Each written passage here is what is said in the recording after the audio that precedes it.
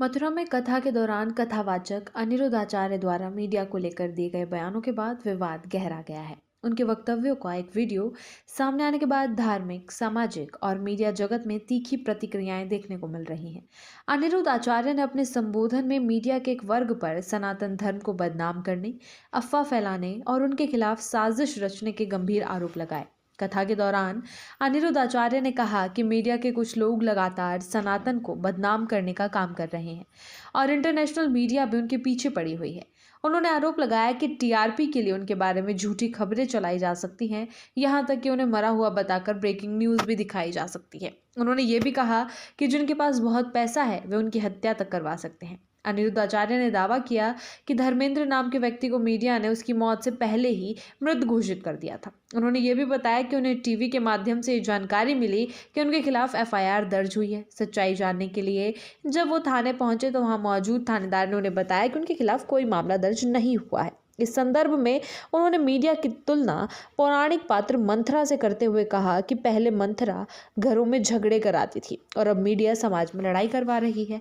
अनिरुद्ध आचार्य ने अपने खिलाफ साजिश रचे जाने के आरोप लगाते हुए कहा कि वो मीडिया से पूछना चाहते हैं कि क्या वो किसी के घर जाकर खाना मांगते हैं या चोरी करते हैं। उन्होंने सवाल किया कि आखिर उनसे दुश्मनी क्या है और उनका कसूर क्या है। उन्होंने कहा कि वो सनातन धर्म की सेवा कर रहे हैं और क्या यही उनका अपराध है। उन्होंने आशंका जताई कि पैसे के बल पर उनके खिलाफ झूठे मामले भी दर्ज करवाए जा सकते हैं, यहाँ तक कि किसी लड़की को पैसे देकर फंसाने की कोशिश भी हो सकती है। कथावाचक ने कहा कि आज कोई भी सच सुनना नहीं चाहता और उनका मामला जनता के सामने है। उन्होंने कहा कि वे ईश्वर की नज़रों में गिरना नहीं चाहते, इसलिए सेवा का मार्ग अपनाते हैं। उन्होंने ये भी कहा कि जैसे लोगों ने सीता माता को नहीं छोड़ा, वैसे ही उनके खिलाफ भी आरोप लगाए जा रहे हैं। उन्होंने दावा किया कि वो लोगों को गुटखा और शराब जैसी आदतें छोड़ने के लिए प्रेरित कर रहे हैं, जिससे कुछ लोगों के व्यापार पर असर पड़ रहा है। अनिरुद्ध आचार्य के अनुसार यही वजह है कि कुछ लोग उनके खिलाफ हैं, क्योंकि वे केसर और गुटखा जैसे उत्पादों का विज्ञापन करने वालों से जुड़े हुए हैं।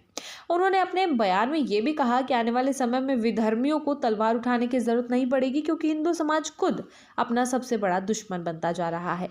उन्होंने कहा कि लोग आपस में ही लड़कर मर जाएंगे। उन्होंने देश में हो रहे धर्मांतरण का मुद्दा उठाते हुए कहा कि लगातार लोगों को दूसरे धर्मों में कन्वर्ट किया जा रहा है, लेकिन मीडिया इस पर कभी बात नहीं करती। उनके मुताबिक मीडिया जानती है कि ऐसे मुद्दों पर चर्चा करने से टीआरपी नहीं मिलेगी। अनिरुद्ध आचार्य ने आरोप लगाया कि मीडिया कभी किसी का भला नहीं चाहती और उनका मकसद सिर्फ सनसनी फैलाना है। उन्होंने कहा कि उनके खिलाफ जो भी आरोप लगाए जा रहे हैं वो सब एक सोची समझी साजिश का हिस्सा है। उनके अनुसार सनातन की सेवा करना ही उनके लिए सबसे बड़ा धर्म है और वे उसी रास्ते पर चल रहे हैं। कथावाचक के इन बयानों के सामने आने के बाद मथुरा के पत्रकारों में नाराजगी देखी जा रही। स्थानीय पत्रकारों का कहना है कि व्यासपीठ पर बैठकर समाज को ज्ञान देने वाले व्यक्ति को अपनी भाषा और शब्दों की मर्यादा का विशेष ध्यान रखना चाहिए।